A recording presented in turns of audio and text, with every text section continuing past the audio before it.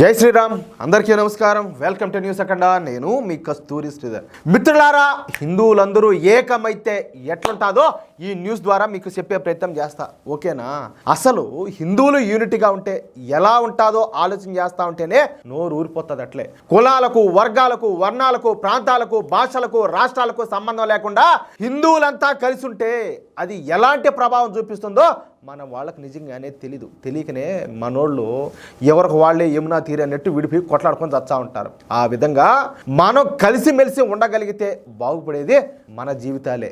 అర్థమవుతుందా? మన బతుకులే, మన జీవితాలు మాత్రమే కాకుండా మన పిల్లల భవిష్యత్తు కూడా బాగుంటుంది. అసలు మన హిందువులు ఐకమత్యంగా ఒకటై గొంతెత్తితే ఎలా ఉంటుందో ఇప్పుడు నేను మీకు చెప్తా. నిజంగా మీరు సంతోషంలో మునిగి తేలుతారు ఈ న్యూస్ వింటే. సరే, ముందుగా నేను మీకు ఒక విషయం గుర్తు చేయాలి. అదేందయ్యా అంటే, మొన్న 11వ తారీఖున మన ఛత్రపతి సంభాజీ మహారాజ్ గారి వర్ధంతి అన్నమాట. గుర్తున్నారు కదా మీకు? సరే, ఇక విషయానికి వస్తే అబూ అజ్మీ ఈయన గారు వచ్చేసి మహారాష్ట్ర ఎమ్మెల్యే, సమాజ్వాదీ పార్టీ నేత అన్నమాట. ఎవరా ఆయన? అఖిలేష్ యాదవ్ ఉన్నాడు కదా, ఆయన పార్టీ ఆయన అనమాట. అంతేకాదు, సమాజ్వాదీ పార్టీకి సంబంధించి ముంబై మహానగరంలో వ్యవహారాలన్నీ కూడా చూసేది ఈ అబూ అజ్మీనే. ఈయన బాగా డబ్బులు ఉండేవాడు అనమాట. ఈయనకు నేరుగా డి గ్యాంగ్తో, అంటే ఎవరు, దావుద్ ఇబ్రహీం ఉన్నాడు కదా, ఆ డి గ్యాంగ్తో సంబంధాలు ఉన్నాయనేది బహిరంగ రహస్యం అనమాట. ఇక అఖిలేష్ యాదవ్కు ఈయన గారు నమ్మిన బంట అనమాట. కాంగ్రెస్ పార్టీతో కూడా ఈయన గారికి మంచి సంబంధాలు అయితే ఉన్నాయి. ఎందుకంటే వాళ్ళందరితో ఒకటే కదా, ఏదే ఆ ఇండియా అలయన్స్, అది కథ. అలాంటి బలమైన బ్యాక్గ్రౌండ్ ఉన్నటువంటి ఈ అబూ అజ్మీ వారం రోజుల క్రితం మాట్లాడతా, ఔరంగజేబు కరుణామయుడు, అబ్బబ్బా అయింది, భలే దయాగుణం అయింది, హిందువులందరికీ కూడా దేవాలయాలు కట్టించాడు, ఆయన ఏ దేవాలయాలు కూడా పడగొట్టలేదు. ఏమే, ఔరంగజేబు హయాంలోనే భారతదేశం యొక్క సరిహద్దులు పశ్చిమాన ఆఫ్ఘనిస్తాన్ నుండి తూర్పున బర్మా వరకు విస్తరించాయి. ఔరంగజేబు హయాంలోనే భారతదేశం అభివృద్ధి చెందింది. అందుకే ఆయన పాలనను బంగారు పక్షి అని చెప్పి పిలుస్తారని చెప్పేసి ఈయన ఏంలా, ఈయన పొగడతలు ఎట్టున్నాయంటే దొరికినట్టే ఏంలా, ఇంకేం చేద్దుడో ఎట్నో ఆయన లేక ఆయన ఉండే టైంలో ఆయన పుట్టక సరిపోయింది, లేకపోతే ఏం చేద్దుడో మరి. అందుకే ఇంకా ఆయన గారు మాట్లాడడం, నిజానికి ఔరంగజేబుకు ఛత్రపతి సంభాజీ మహారాజుకు మధ్యన మతపరమైన గొడవలు లేవు. ఇద్దరు కూడా ఏది రాజ్యాధికారం కోసం, మరాఠా సామ్రాజ్యం కోసమే యుద్ధాలు చేసుకున్నారు.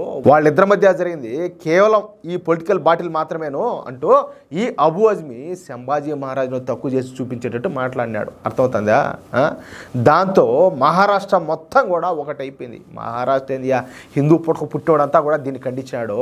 విదేశీ మతస్థులు తప్పించి హిందువులంతా కూడా ఒకటైపోయినారు. కులాలు, వర్గాలు, వర్ణాలు, గ్రూపులు అన్నీ కూడా మర్చిపోయి అందరూ కూడా ఒకటిగా ఏకతాటిపైకి వచ్చారు.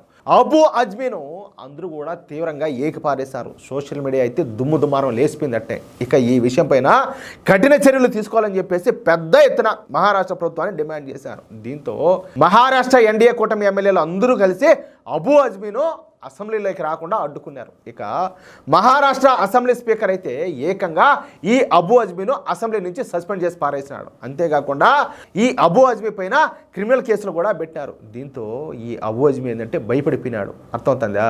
హిందువులంతా ఈ విషయంలో ఒకటైపోవడం, తనకు హిందువులందరూ కూడా వ్యతిరేకం కావడంతో ఇక ఈ సమాజ్వాదీ పార్టీ ఎమ్మెల్యే అయినటువంటి ఈ అబూ అజ్మీ బెదిరిపోయి ఏదా ఈ విషయం పైన పూర్తిగా యూటర్న్ తీసుకున్నాడు. అంటే ఈయన గారు అనుకుంటాడు, ఏళ్ళ మోహంలే, ఎప్పుడు చూసినా కూడా ఈ ఊరికి అంతా విడిపోయి వీళ్ళు వాళ్ళే కొట్టాడుకొని వస్తూ ఉంటారు, నేనేం మాట్లాడితే మాత్రం నన్ను పట్టించుకునే దేవుడు, అడిగే దేవుడు, ఏమే నన్ను ఎదిరించే దేవుడు అని చెప్పేసి ఇష్ట ప్రకారం ఊగిపోయినాడు. మతం బట్టి అందరూ ఏకమైపోయి తిరగబడే తలకి ఇప్పుడు భయపడిపోయి యూటర్న్ తీసుకున్నాడు అనమాట. యూటర్న్ తీసుకొని ఏం చేసినాడు తెలిసిన?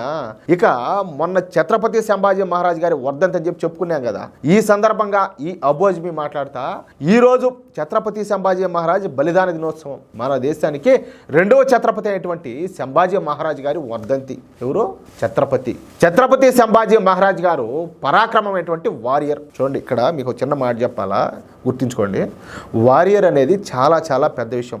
దానిని కేవలం వీరులైనటువంటి పరాక్రమవంతులకే ఉపయోగిస్తారు. అయితే మన దరిద్రం కొద్దీ, మన దౌర్భాగ్యం కొద్దీ ఈ మధ్య కాలంలో ఏంటంటే ఈ సినిమాల వాళ్ళు వీళ్ళంతా కూడా వారియర్ అనే పదాన్ని చాలా సింపుల్గా తేలిగ్గా వాడడం మొదలుపెట్టారు. దురదృష్టకరం. సరే, ఇక ఈయన గారు మాట్లాడడం, ధర్మవీరుడైనటువంటి ఛత్రపతి సంభాజీ మహారాజ్ గారికి నేను మనస్ఫూర్తిగా, నేను వినయపూర్వకంగా నా నివాళులైతే అర్పిస్తున్నానంటూ జిహాదీలంతా కూడా బెత్తరపోయేటట్టు, వాళ్ళంతా షాక్ అయిపోయేటట్టు, వాళ్ళంతా దిమ్మ తిరిగి బొంగరం తిరిగేటట్టు ఇటువంటి వ్యాఖ్యలన్నీ కూడా చేశాడు. ఎందుకో భయపడి. ఇక్కడ అబూ అజ్మీ నిజంగానే మారిపోయి ఈ మాటలు మాట్లాడేదని చెప్పేసి అందరికీ తెలుసు. ఎందుకంటే అవసరం, స్వార్థం, భయం ఇవన్నీ అనమాట. కానీ అతనైతే భయపడినాడు. హిందువులలో వచ్చినటువంటి మార్పును చూసి, హిందువుల్లో వచ్చినటువంటి యూనిటీని చూసి, హిందువుల్లో వచ్చినటువంటి చైతన్యం చూసి ఈ అబూ అజ్మీ అయితే ఖచ్చితంగా భయపడినాడు. వేరే వాళ్ళు ఎవరో నేను చూసి ఒక వీడియో, ఏం భయపడినారంటే భయం లేదు, నేను అట్లా భయపడేవాడిని కాదు అని చెప్పి మాట్లాడినాడు.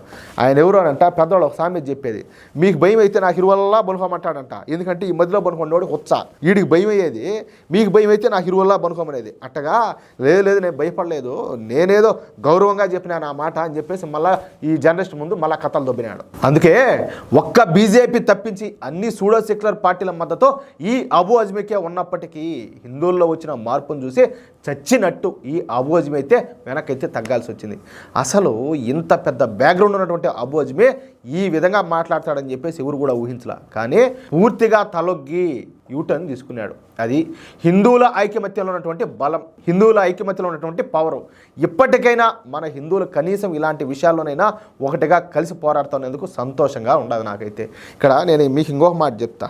కడప జిల్లాలోని ఈ కాశీనారాయణ క్షేత్రం ఉండదు కదా, ఆ కాశీనారాయణ క్షేత్రంలో అన్నదాన సత్రాన్ని కుట్రపూరితంగా కూల్చేశారు. సరే, దీని వెనక ఎవరు ఉన్నారు ఏందనేది సరే ఇంకా ఖచ్చితంగా ఎంక్వైరీలో బయటపడుతుంది, లేకపోతే ఖచ్చితంగా వాళ్ళనైతే దేవుడు పని చేస్తాడు, అది వేరే విషయం. కానీ ఆ అన్నదాన సత్రాన్ని కూల్చేసిన తర్వాత హిందువులందరూ కూడా ఏకమైపోయినారు. ప్రత్యక్షంగా పోరాటం చేసేవాళ్ళు, సోషల్ మీడియా ద్వారా ప్రశ్నించేవాళ్ళు, ఇది తప్పు అని చెప్పేసి నిలదీసేవాళ్ళు, చాలా వరకు హిందువులంతా కూడా ఏకమైపోయినారు. ఫలితంగా ఏంటంటే ఏకంగా నారా లోకేష్ వచ్చి ఈ జరిగిన సంఘటనకు క్షమాపణలు చెప్తా తన సొంత నిధులతో అన్నదాన సత్రాన్ని మళ్ళీ దాన్ని నిర్మిస్తా అని చెప్పేసి మాట ఇచ్చినాడు. అర్థమవుతుందా? అది హిందువులు ఐకమత్యంగా ఉంటే వచ్చే రిజల్ట్ అట్టుంటుంది. అదేవిధంగా రాయచోటి విషయంలో కూడా ఇలాగే జరగాల. ఎక్కడ రాయచోటి ఒకటి కాసినైనా ఇదనే కాదు ఆ స్వామి, ఎక్కడైనా సరే మనమే ఒకరి మీద గొడవలు బాపలే. ఏదైనా మనకు అన్యాయం జరిగితే, మన హక్కులను కాల రాస్తూ ఉంటే ఖచ్చితంగా మన సంస్కృతి సాంప్రదాయాలను కానీ, మన పూజా విధానాలను కానీ, మన సనాతన ధర్మాన్ని కానీ తక్కువగా చూస్తే ఖచ్చితంగా అందరం ఒకటవ్వాలా. మన ధర్మాన్ని, మన భవిష్యత్తును మనం కాపాడుకోవాలా. ఇది నేను చెప్పొచ్చేది. మనం కలిసికట్టుగా ఉంటే అది మనకే మంచిది. దయచేసి అర్థం చేసుకుంటారని చెప్పేసి కోరుకుంటున్నాను. మిత్రులారా, ఈ న్యూస్ కనుక మీకు నచ్చినట్లయితే ప్రతి ఒక్కరు కూడా ఈ న్యూస్ నలుగురు షేర్ చేయండి. అదేవిధంగా మీ యొక్క అమూల్యమైన అభిప్రాయాలు ఖచ్చితంగా కామెంట్ చేయండి. అలాగే ఇంతవరకు మీరు కనుక మన ఛానల్ సబ్స్క్రైబ్ చేసుకున్నట్లయితే ప్రతి ఒక్కరు కూడా మన ఛానల్ సబ్స్క్రైబ్ చేసుకోండి, సపోర్ట్ చేయండి ప్లీజ్. జై శ్రీరామ్.